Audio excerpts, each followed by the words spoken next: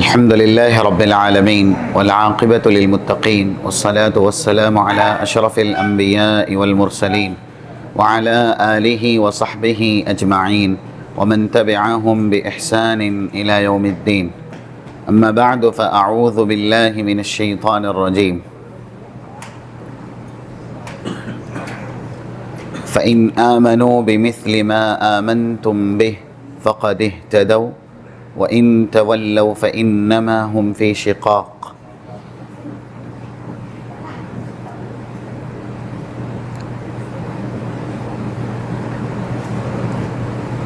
قابل احترام سامعین اکرام، آج کی اس نشست میں وہی عنوان جو گزشتہ آپ کے سامنے بیان کیا گیا، صحابہ اکرام کے نزدیک نفل عبادات کی اہمیت،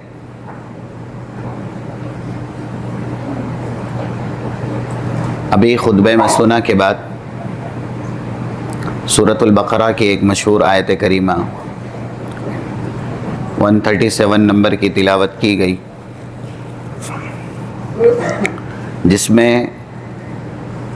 صحابہ اکرام رضوان اللہ علیہم اجمعین کو اللہ نے تا قیامت آنے والے مومنین کے لیے اسوہ، قدوہ اور نمونہ بتلایا.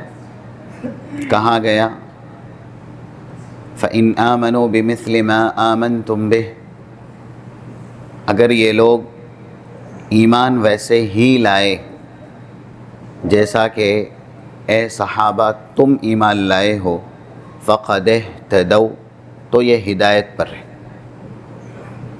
رسول اللہ صلی اللہ علیہ وسلم کی اطاعت میں، اتباع میں صحابہ اکرام ہم اور آپ کے لیے سب سے بہترین نمونہ ہے، کیونکہ جیسی اتباع انہوں نے کی ہے، اللہ کے نبی صلی اللہ علیہ وسلم کی ویسی اتباع تا قیامت روئے زمین پر کوئی کر نہیں سکے گا.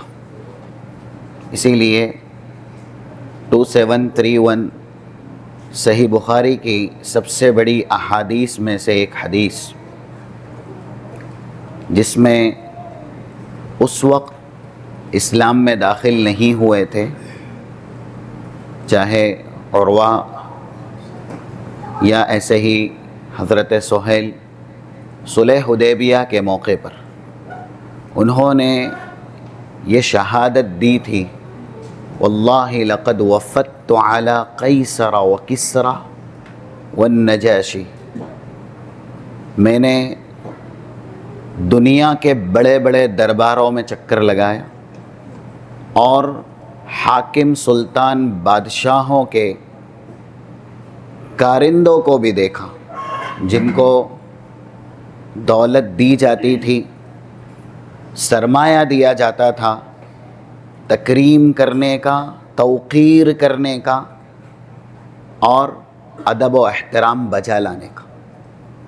پھر بھی اس وقت اسلام میں داخل نہیں ہوئے تھے، بعد میں اسلام میں داخل ہوئے. اور یہ مقولہ بھی ہے، الفضل ما شہدت بہ الاعداء، حقیقت وہی ہے جس کی شہادت اپنے نہیں اغیار دے، غیر. اس لیے وہ کہتے ہیں میں نے کسی بھی درباری کو اپنے حاکم کی ویسی توقیر کرتے ہوئے نہیں پایا، کما یعظم اصحاب محمد محمدا صلی اللہ علیہ وسلم، جیسا کہ محمد صلی اللہ علیہ وسلم کے صحابہ اللہ کے نبی صلی اللہ علیہ وسلم کی تعظیم، تکریم، توقیر کرتے ہیں. اور وہ خاص موقع تھا کہ اللہ کے نبی صلی اللہ علیہ وسلم نے اگر لعاب بھی نکالا تو صحابہ نے زمین پہ گرنے نہیں دیا. فَدَلَكُوا بِهَا جَسَدَهُ، اپنے جسم پر مل لیا. اور وَإِذَا تَكَلَّمَ مِنْهُمْ خَفَضَ صَوْتَهُ، کسی کو بات کرنے کی حاجت ضرورت پیش آئی تو اس نے آواز کو بہت پستی کے ساتھ اللہ کے نبی صلی اللہ علیہ وسلم کے سامنے میں ذکر کیا، نہایت ہی پست آواز کے ساتھ گفتگو کی۔ وَإِذَا أَمَرَهُمْ ابْتَدَرُوا، یہ الفاظ ہیں۔ رسول اللہ نے اس موقع پر جس سے جو کہا، آپ کے حکم کی بجا آوری کے لیے صحابہ اکرام ایک دوسرے سے سبقت کرتے تھے، یہاں تک ہے وَإِذَا تَوَضَّأَ كَادُوا يَقْتَتِلُونَ عَلَى وَضُوئِهِ، جب اس موقع پر اللہ کے نبی صلی اللہ علیہ وسلم نے وضو کیا تو وضو کے قطرات زمین پر گرنے نہیں دیے صحابہ نے، بلکہ آگے بڑھ کر کے ایک دوسرے سے سبقت کر کے وہ قطرات اپنے ہاتھوں میں لیے اور جسم پر مل لی۔ تو یہ ہے صحابہ اکرام، ان کے لیے صرف یہ دلیل تھی کہ رسول نے کیا، ہمیں کرنا ہے، رسول نے کہا، ہمیں کرنا ہے۔ اس کی بہت دلیلیں ہیں، یہ واقعات ہم اور آپ سنتے رہتے ہیں۔ 650 ابو داؤد کتاب الصلاۃ کی مشہور حدیث ہے، باب الصلاۃ فی النعال یا باب الصلاۃ فی النعل، جوتوں میں نماز پڑھنے کا باب۔ جیسا کہ اس میں ایک واقعہ ہے، اللہ کے نبی صلی اللہ علیہ وسلم صحابہ کو نماز پڑھا رہے تھے۔ بینما یصلی النبی صلی اللہ علیہ وسلم باصحابہ اذ خلع نعلیہ، اچانک آپ نے جوتے نکالے، صحابہ نے دیکھا تو انہوں نے بھی اپنے جوتے نکال لیے۔ فلما قضى رسول اللہ صلاۃ فقال ما حملکم علی القاء نعالکم، نماز ختم ہوئی تو رسول اللہ نے دیکھا سب کے ہی جوتے نکلے ہوئے ہیں، سوال کیا تم لوگوں نے کیوں نکالے؟ یہی ہے صحابہ اکرام کا جذبہ ایمان اور اللہ کے نبی صلی اللہ علیہ وسلم کی اقتداء اور اتباع کا نمونہ۔ رأیناک قد القیت نعلیک فالقینا نعالنا، ہمارے لیے آپ اسوہ ہیں، ہم آپ سے کبھی نہیں پوچھتے آپ نے یہ کیوں کیا، آپ نے یہ حکم کیوں ارشاد فرمایا۔ ہم نے دیکھا جوتے میں آپ نے نماز شروع کی، ہم نے بھی جوتے پہنے، اور جب آپ نے دوران نماز جوتے نکال دیے تو آپ ہمارے لیے حجت ہے، سلطان ہیں، برہان ہیں، دلیل ہے، ہم نے بھی ہمارے جوتے نکال دیے۔ ہمارے یہاں اکثر رسول اللہ صلی اللہ علیہ وسلم کی باتیں آتی ہیں تو چو چرا والی انسان گفتگو کرتا ہے۔ آج کل اہل اسلام کی حالت دیکھیے، یہ صحابہ ہیں جو ایک معیار اور میزان بتا رہے ہیں کہ اللہ کے نبی صلی اللہ علیہ وسلم کی اقتداء اور اتباع کیسے کرنی ہے۔ 7298 یہ بھی حدیث صحیح بخاری کے اندر موجود ہے۔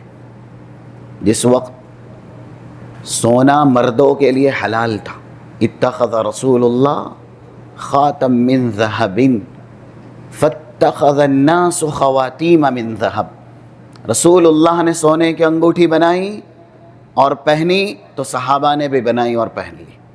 اس کے بعد جب حرمت نازل ہو گئی کہ مردوں کے لیے سونا حرام ہے اور اللہ کے نبی نے کہا انی لن البسہ ابدا، آج کے بعد کبھی نہیں پہنوں گا، تو صحابہ اکرام خود اپنی انگوٹھیاں نکالتے ہیں، اور رسول اللہ نے نکالی تو انہوں نے بھی نکالی، جیسا کہ یہ فَنَبَذَ النَّاسُ خَوَاتِيمَ مِن ذَهَبْ الفاظ حدیث ہیں کہ انہوں نے بھی اپنی انگوٹھیاں نکال کر کے پھینک دی۔ یہ احادیث کے جملے بتلاتے ہیں کہ ان کے یہاں یہ سوالات نہیں تھے کہ آپ نے حکم دیا ہے تو یہ فرض ہے، یہ واجب ہے، ہمیں کرنا ہے۔ جو بھی رسول اللہ صلی اللہ علیہ وسلم کی طرف سے حکم ملتا، صحابہ اس پر عمل پیرا ہوتے، 2090 صحیح مسلم کی حدیث ہے، رآ رسول اللہ صلی اللہ علیہ وسلم خاتم من ذهب في يد رجل فنزعه ثم طرح فقال يعمد أحدكم إلى جمرة من النار۔ ایک شخص کی انگلی میں سونے کی انگوٹھی دیکھی اللہ کے نبی نے، اس کو نکالا اور پھینک دیا، پھر یہ کہا يعمد أحدكم إلى جمرة من النار فيجعلها في يده، کیسے تم اپنے ہاتھ میں جہنم کا انگارہ لینا پہننا برداشت کر لیتے؟ یہ بات صحابی کے لیے بہت بڑی تھی، اور فذهب رسول اللہ صلی اللہ علیہ وسلم، رسول اللہ تو محفل سے چلے گئے، فقال الناس بعدما ذهب رسول اللہ خذ خاتمک وانتفع به، رسول اللہ کے چلے جانے کے بعد اس شخص سے کہا گیا کہ اپنی انگوٹھی لے لو اور فائدہ اٹھاؤ۔ اس نے جواب کیا دیا؟ یہ ایمان ہے، یہ ہے اللہ کے نبی صلی اللہ علیہ وسلم کی اقتداء اور اتباع۔ لا آخذہ ابدا ما طرحہ رسول اللہ صلی اللہ علیہ وسلم، رسول جسے نفرت کی نگاہ سے دیکھ لے اور جسے پھینک دے، اور جس کی وجہ سے رسول مجھے جہنم کی وعید سنائے، میری ایمانی غیرت یہ برداشت نہیں کرتی کہ اس چیز کو میں دوبارہ اپنے ساتھ رکھوں بھی۔ نہیں اٹھائی وہ انگوٹھی صحابی نے، یہ ایمان تھا۔ اسی لیے اقتداء اور اتباع کا جذبہ جو بھی اللہ کے نبی صلی اللہ علیہ وسلم سے صحابہ سنتے تھے، 7251 یہ صحیح بخاری کی حدیث ہے، کئی جگہ پر ہے، لیکن اس جگہ پر کچھ دوسری احادیث بھی ہے جو دلالت کرتی ہے اللہ کے نبی صلی اللہ علیہ وسلم کی اقتداء اور اتباع پر۔ بین الناس یصلی بصلاۃ الصبح فی قباء، فجر کی نماز لوگ قباء کی کسی مسجد میں پڑھ رہے تھے۔ مسجد قبلتین ہو سکتا ہے اس زمانے میں وہ علاقہ پورا قباء کے نام سے جانا جاتا۔ اذ اتاہم آت، ایک آنے والا آیا اور اس نے کہا قد انزل علی النبی صلی اللہ علیہ وسلم لیلۃ آیہ، رسول اللہ پر گزشتہ رات ایک آیت نازل ہوئی ہے، وقد امر ان یستقبل القبلہ، اور اس آیت میں یہ حکم ہے کہ اللہ کے نبی صلی اللہ علیہ وسلم قبلہ تبدیل کر دیں۔ لوگ نماز میں تھے اور کانوں سے آواز ٹکرائی کہ رسول اللہ کو حکم دے دیا گیا ہے قبلہ تبدیل کرنے کا۔ فاستداروا الى الکعبہ وکانت وجوہہم الى الشام، نماز کے دوران ہی جو لوگ نماز پڑھ رہے تھے، جب کانوں سے آواز آئی کہ رسول اللہ نے قبلہ تبدیل کر دیا ہے، تو اتنی دیری بھی نہیں لگائی کہ نماز ختم کر کے دوسری نماز اس قبلے کی طرف پڑھیں گے جو رسول اللہ نے قبلہ اختیار کیا۔ تو یہ ایمان تھا صحابہ کرام کا، جس بات کے آگے اللہ کے نبی صلی اللہ علیہ وسلم کی صداقت آ جائے، اس بات کو پوری زندگی صحابہ عملی جامہ پہناتے تھے۔ یہ نہیں پوچھتے تھے کہ یہ فرض ہے یا یہ نفل ہے۔ اسی لیے یہ دیکھیں، گھر کے تعلق سے یہ شہادتیں، اور یہ اثر آپ کے سامنے اس سے پہلے بیان بھی ہوا۔ ہدایت الروا یہ کتاب ہے جو تخریج والی ہے مشکات المصابیح کی، 1270 حدیث کا نمبر ہے۔ حضرت عائشہ رضی اللہ تعالی عنہ کہتی ہیں لو نشر لی ابوائی ما ترکتہن 8 رکعات لأنی رأیت رسول اللہ صلی اللہ علیہ وسلم یصلیہا، اگر میرے والدین قبر سے اٹھ کے بھی آ جائیں اور مجھے یہ کہیں صلاۃ الضحیٰ 8 رکعت پڑھنا چھوڑ دو تو میں ہرگز بھی چھوڑنے والی نہیں. بہت بڑی بات ہے یہ. کیوں؟ کیونکہ میں نے رسول اللہ صلی اللہ علیہ وسلم کو یہ نماز پڑھتے ہوئے آنکھوں سے دیکھا ہے. انہوں نے نہیں چھوڑی کبھی بھی پوری زندگی. اور 2 رکعت سے 8 رکعت تک یہ نماز صحیح ہے، درست ہے. یہاں تک الفاظ ہیں 475 جامع ترمذی کے، حدیث قدسی ہے، اللہ کہتا ہے. اور یہ ہے غیر فرض عبادت کا اجر و ثواب، جو عبادت فرض نہیں بھی ہیں اس کا اجر و ثواب. یا ابن آدم ارکع لی 4 رکعات فی اول النہار اکفیک آخرہ. تو میرے لیے دن کی ابتدا میں 4 رکعت کا نذرانہ پیش کر، میں دن بھر کے لیے تجھے کافی ہو جاؤں گا. تو یہ صلاۃ الضحیٰ کی 4 رکعات ہے جس کی فضیلت ہے حضرت عائشہ رضی اللہ تعالی عنہا نے کبھی بھی نہیں چھوڑی. ایسے ہی وہ حکم جس میں بھوک کی شدت ہے، اس کے باوجود بھی صحابہ اکرام اللہ کے نبی صلی اللہ علیہ وسلم کی اقتدا کرتے. کئی ایک واقعات آپ کو مل جائیں گے. صحیح بخاری میں یہ حدیث پڑھنے جیسی ہے، 6452. وقت اتنا نہیں ہے کہ یہ حدیث آپ کے سامنے مفہوم کے اعتبار سے بھی پوری بیان کی جائے، لیکن اس کا لب لباب یہ ہے کہ ایک موقع تھا، حضرت ابو ہریرہ لوگوں کے راستے میں بیٹھ گئے تھے اور وہ خود کہتے ہیں ان کنت لاعتمد علی بطنی من اشد الجوع. میں پیٹ کے بل لیٹتا تھا بھوک کی شدت کی وجہ سے. اتنی زیادہ بھوک تھی، پتھر تک بھی انہوں نے پیٹ پہ باندھے ہوئے تھے. اور وہ لوگوں کے راستے میں اس لیے بیٹھے تاکہ کوئی بھی ان کو محسوس کرے تو اپنے ساتھ لے کر کے جائے. وہ خود کہتے ہیں مر بی ابو بکر، حضرت ابو بکر بھی آئے، وہ بھی گزرے. فکنت اسأل عن آیۃ من القرآن، میں نے سامنے سے سوال کیا ان سے، لیکن یہ سوال اس لیے نہیں تھا کہ وہ مجھے علم دے، سوال اس لیے تھا کہ وہ میری حالت کو سمجھے. لیکن وہ چلے گئے. حضرت عمر آئے، میں نے ان سے بھی سوال کیا اور وہ بھی چلے گئے.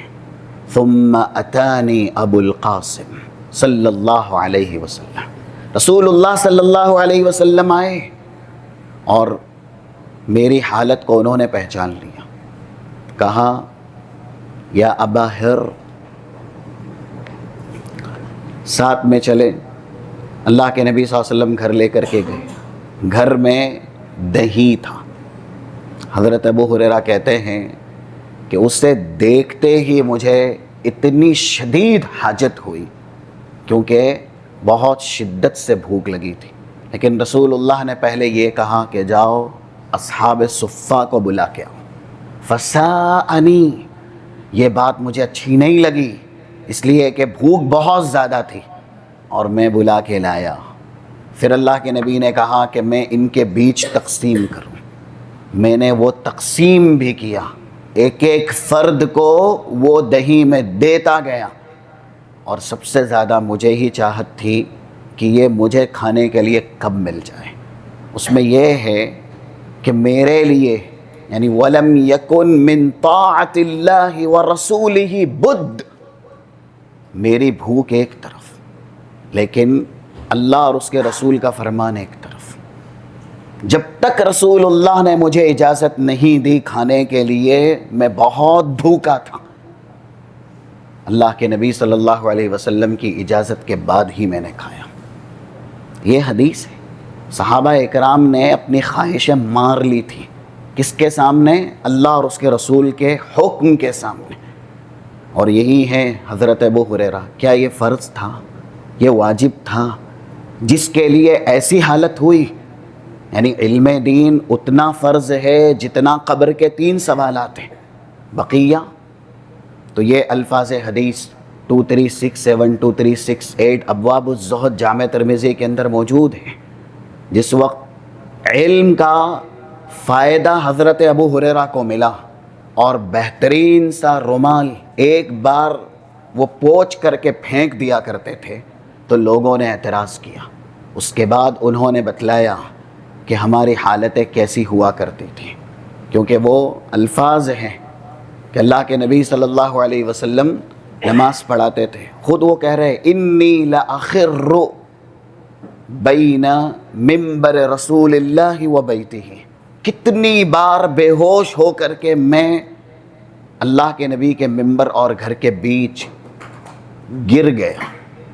فجاء الناس، لوگ آتے گئے، میری گردن تک روند کے چلے گئے، اور کہنے والے یہ تک بھی کہہ دیتے کہ یہ مجنون اور بے وقوف لوگ ہیں جو کہیں بھی پڑے رہتے ہیں۔ اور آگے وہ خود کہتے ہیں وَمَا بِي جُنُونٌ إِلَّا مِنَ الْجُوعِ، ہم جو بے ہوش ہو کر کے گرتے تھے نا، یہ کوئی پاگل پن نہیں تھا، یہ بھوک کی شدت تھی جس کی وجہ سے ہم گر جایا کرتے تھے۔ کس لیے؟ رسول اللہ صلی اللہ علیہ وسلم کا علم حاصل کرنے کے لیے۔ ایسے ہی حضرت ابو ہریرہ پورے صحابہ اکرام میں اس درجے پہ فائز نہیں ہوئے کہ سب سے زیادہ حدیث اگر کسی نے روایت کی ہے تو وہ یہی صحابی جلیل ہیں۔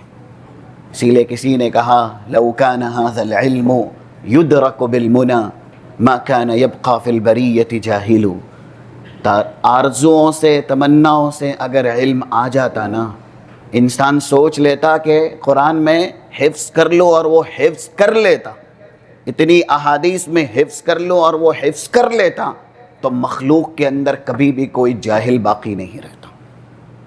علم بہت سی قربانیوں کے بعد، محنت اور مشقت کے بعد آتا ہے۔ اسی لیے کسی نے کہا یہ سب عربی اشعار ہیں جو صحابہ کی طرف، حضرت علی کی طرف منسوب ہیں، فاجہد ولا تکسل ولا تک غافلا فندامت العقبى لمن يتکاسل، محنت کرو، قربانیاں دو، کیونکہ جو محنت کرتا ہے دنیا اور آخرت میں جزا، صلہ اور بدلہ وہی پاتا ہے، اور جو سستی کرتا ہے اس کا انجام نہ دنیا میں بہتر ہوتا ہے نہ آخرت میں بہتر ہوگا۔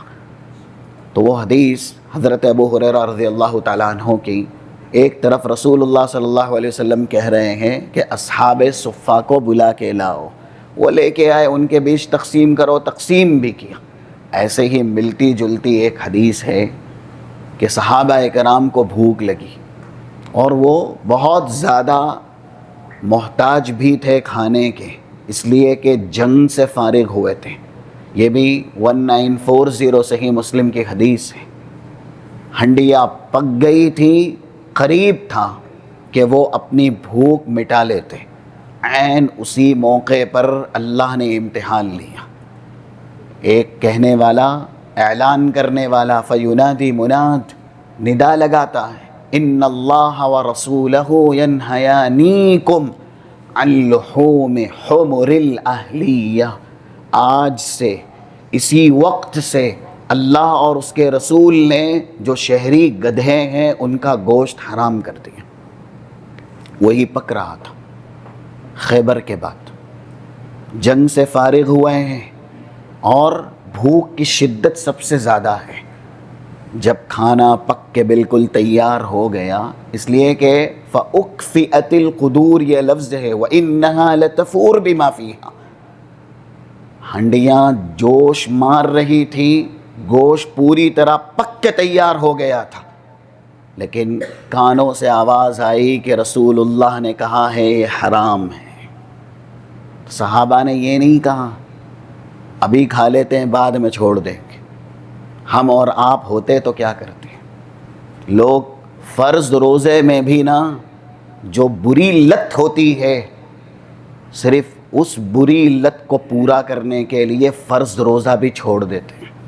یہ آج کل لوگوں کی حالت ہے، سگریٹ، بیڑی اور ایسے ہی منشیات کے عادی، یا پھر کھانے پینے کے جو لوگ ایسے ہی عادی بن چکے ہیں، ان سے بھوک برداشت نہیں۔ مریض کی ہم بات نہیں کرتے، جو مریض ہیں ان کے لیے عذر ہے۔ بہت سے نوجوان صحت مند تندرست رمضان کا فرض روزہ چھوڑ دیتے ہیں، اور پوچھا جائے کیوں تو بھوک برداشت نہیں ہوتی، کھانا ضروری ہے۔ اور کتنے لوگ یہ جواب دیتے ہیں کہ جو بری لت ہے وہ بری لت نہیں چھوڑ سکتے اور روزہ چھوڑ دیتے ہیں، یعنی دوزخ خریدتے ہیں، جنت ترک کر دیتے ہیں، اللہ کا عذاب قبول کر لیتے ہیں، ایمان کا سودا کر لیتے ہیں۔ یہی ہوا نا کہ آپ جنت کو بیچ رہے ہیں دوزخ خریدنے کے لیے، ایمان کا سودا کر رہے ہیں اللہ کا عذاب قبول کرنے کے لیے۔ اور یہاں صحابہ اکرام تھے، جنگ سے فارغ ہوئے، جسم تھک کے چور ہے، بھوک کی شدت ہے، آگ لگی ہوئی، لیکن انہوں نے ذہن بنایا اگر دوزخ کی آگ سے بچنا ہے نا تو جو نفس کی آگ ہے اس کو سرد کرنا ہوگا۔ دوزخ کی آگ سے بچنا ہے تو رسول اللہ کے حکم کی اطاعت اور فرما برداری کرنی ہے۔ خواتین میں بھی ایسا ہی جذبہ تھا، یہ بھی اللہ کے نبی صلی اللہ علیہ وسلم کی طرف سے فرض اور واجب نہیں تھا۔ یہ حدیث ہے 1480 نمبر کی کتاب النکاح صحیح مسلم کے اندر، فاطمہ بنت قیس مطلقہ خاتون صحابیہ ہیں، جب عدت پوری ہو گئی تو رسول اللہ صلی اللہ علیہ وسلم نے ان سے کہا انکحی اسامہ بن زید، پہلے کہا تھا اذا حللتی فآذنینی، جب عدت پوری ہو جائے نا تو مجھے بتلانا۔ بتلایا گیا، ان کا رشتہ آیا ہے، حضرت معاویہ کا نام ہے، ابو جہم کا نام ہے۔ رسول اللہ صلی اللہ علیہ وسلم دونوں کے تعلق سے منع کرتے ہیں، کہتے ہیں اسامہ بن زید سے شادی کرو۔ حضرت فاطمہ کہتی ہیں کہ مجھے اس وقت پسند نہیں تھے اسامہ، لیکن اللہ اور اس کے رسول کی اطاعت مجھے سب سے زیادہ پسند تھی، میں نے رسول اللہ کی اطاعت کے لیے ان کا فیصلہ مان لیا۔ پوری زندگی ایسے گزری کہ وہ اپنے نکاح پر ہمیشہ رشک کرتی تھی۔ یہ الفاظ ہیں فاقتبضت، یعنی دوسری خواتین کو وہ کہا کرتی تھی کہ میرے نکاح میں اتنی برکت اس لیے ہے کیونکہ میں نے رسول اللہ صلی اللہ علیہ وسلم کا مشورہ مانا ہے۔ آپ کا حکم نہیں تھا، وہ مشورہ تھا، اگر وہ چاہتی تو رد کر سکتی تھی لیکن رد نہیں کی۔ ہم نے اس سے پہلے سنا ہے 4035 ابن حبان کی ایک بڑی حدیث ہے، جب رسول اللہ کے ایک خادم جلیبیب کا رشتہ رسول نے انصار سردار گھرانے پہ بھیجا تو والدین شروع میں یہ سمجھے کہ بیٹی کے لیے نبی کا رشتہ ہے، لیکن بعد میں پتہ چلا کہ نہیں، نبی کے خادم کے لیے ہے رشتہ۔ اور شروع میں تو ایسی بات بھی کہہ دی گئی کہ اگر دنیا کے آخری انسان بھی یہ ہے نا تو والدین نے کہا ہم اپنی بچے کی شادی نہیں کریں گے، لیکن بیٹی مومنہ تھی اور اس نے کہا یہ مت دیکھو کہ رشتہ میرے لیے کس کا آیا ہے، یہ دیکھو کہ رشتہ کس نے بھیجا ہے، یعنی رسول اللہ نے اپنے خادم کا رشتہ بھیجا ہے۔ تمہاری ایمانی غیرت گوارا کیسے کرتی ہے کہ رسول اللہ کا فرمان آ جانے کے بعد، رسول کا نام آ جانے کے بعد تم اس رشتے کے تعلق سے ایسی بات کہو۔ والدین کو ہوش آیا اور اس کے بعد انہوں نے اپنی بچی کی شادی اللہ کے نبی صلی اللہ علیہ وسلم جس سے چاہتے تھے اس سے ہی کی۔ ایک موقع تھا، یہ بھی کوئی فرض اور واجب نہیں ہے کیونکہ اختیار ہے۔ 5272 ابو داؤد کی حدیث ہے، اللہ کے نبی صلی اللہ علیہ وسلم نے خواتین سے کہا استأخرنا، مسجد سے اگر نکلتی ہیں تو پیچھے رہ جایا کرو، اور لیس لکن ان تحققن الطریق، راستے کے بیچ میں چلنا یہ درست اور صحیح نہیں ہے۔ علیکن بحافات الطریق، کنارے چلو، راستے کے بیچ نہیں۔ خواتین سے ایک ہی بار کہا تھا فکانت المرأة تلتصق بالجدار، یہ ابو داؤد کے الفاظ ہیں۔ اس حکم پر خواتین نے ایسا عمل کیا، پوری صحابیات نے، حتی ان ثوبها لیتعلق من لصوقها، دیوار سے چپک کر کنارے راستے میں وہ خواتین ایسی چلتی تھیں، یعنی اتنا کنارہ ہو کر کے چلتی تھیں کہ بسا اوقات چادر کپڑے دیوار کے ساتھ لگ جایا کرتے تھے، پھٹ جایا کرتے، کیونکہ وہ اتنے کنارے ہو کر کے چلا کرتی۔ یہ جملے کس بات پہ دلالت کرتے؟ خواتین بھی ایک مرتبہ رسول اللہ صلی اللہ علیہ وسلم کا فرمان سن لیتی، پوری زندگی اس پر عمل پیرا ہوتی۔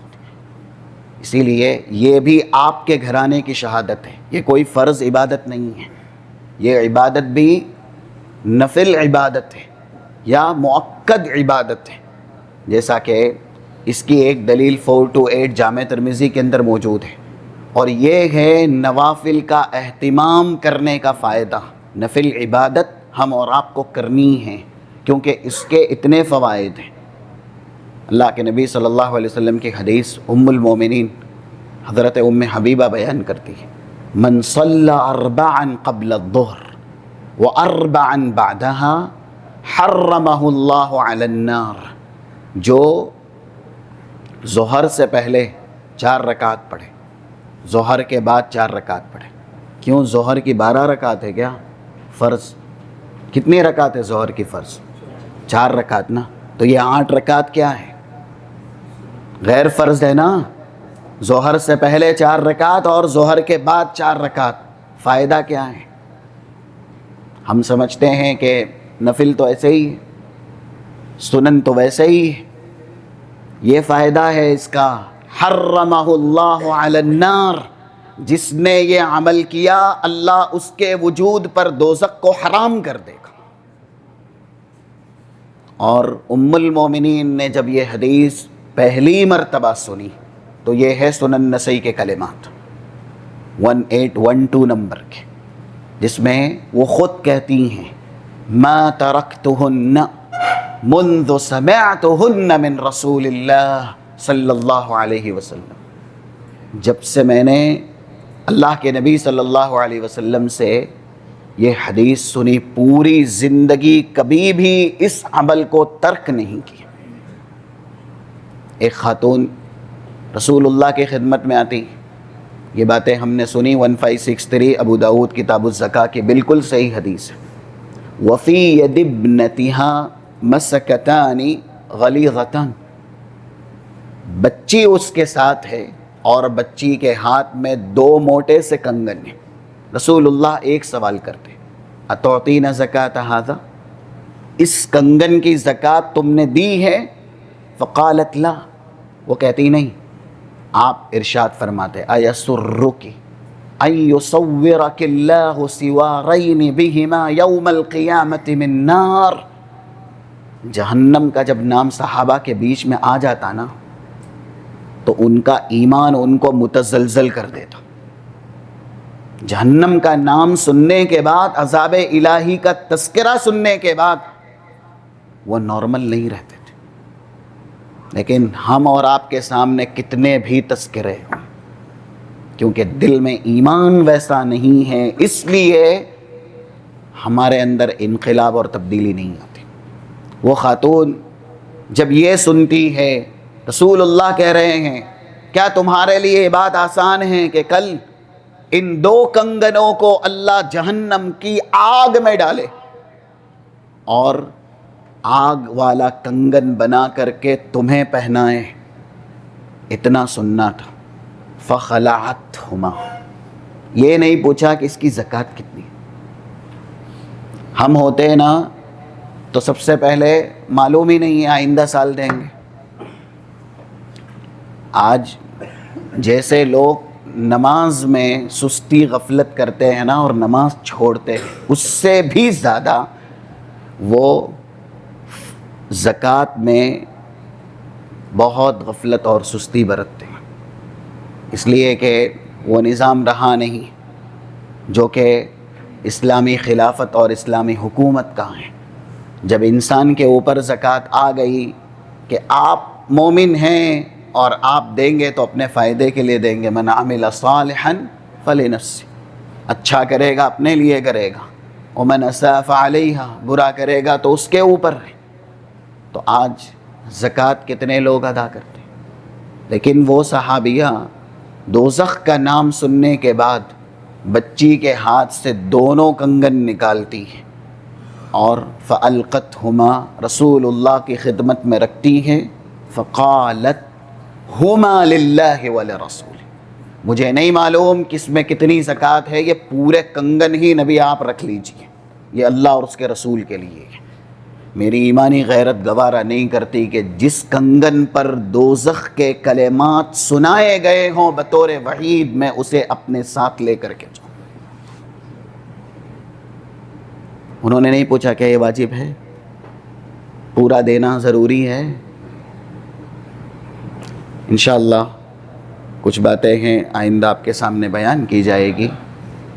صدقات جو نفل ہیں ان کی اہمیت کیا ہے، ان کی افادیت کیا ہے، آئندہ انشاءاللہ اسی پر گفتگو ہوگی. کیونکہ کچھ اعلانات ہیں، اس لیے آج آپ کے سامنے یہیں پر اکتفا کیا جا رہا ہے اس دعا کے ساتھ. اللہم اجعلنا ممن الذین یستمعون القول فیتبعون احسنہ. اللہ ہمیں ان خوش نصیبوں میں بنائے جو کتاب و سنت کی بات سنتے ہیں اور اس پر عمل پیرا ہوتے ہیں. اللہ ہمیں فرائض کا پابند بنائے، نوافل اور سنن کا اہتمام اور التزام کرنے کی توفیق و سعادت نصیب فرمائے. اللہم حبب الینا الایمان وزینہ فی قلوبنا وکرہ الینا الکفر والفسوق والعصیان واجعلنا من الراشدین والحقنا بالصالحین وتوفنا مسلمین غیر خزایا ولا مفتونین. اللہم ارنا الحق حقا وارزقنا اتباعہ وارنا الباطل باطلا وارزقنا اجتنابہ. آمین. سبحانک اللہم وبحمدک اشہد ان لا الہ الا انت